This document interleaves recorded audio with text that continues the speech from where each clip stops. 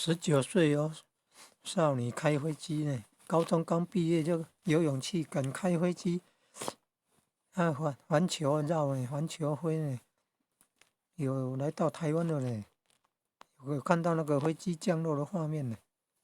自己敢开飞机，那个计划就是要环绕全球，从西欧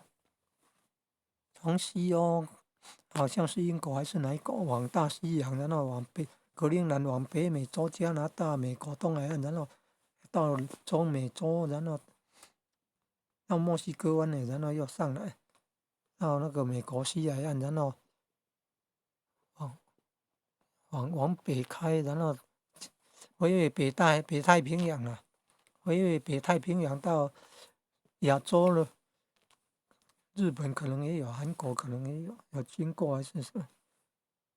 然后有到中国大陆北京了，然后往东海岸，往东南沿海，中国大陆东南沿海，然后有到台湾呢，然后再往东南亚，然后再经过那个什么中南半岛啊，然后中间的南欧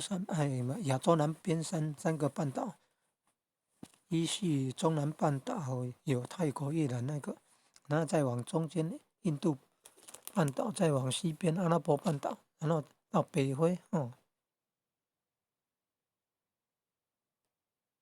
诶，这样有没有经过印度洋啊？有一点点呐、因为中南半岛的南边呢、然后就上来到印度北边，再到那个阿拉伯了，比较算北边了，然后再到北非、埃及、利比亚吧，然后穿越那个地中海，再回到欧洲。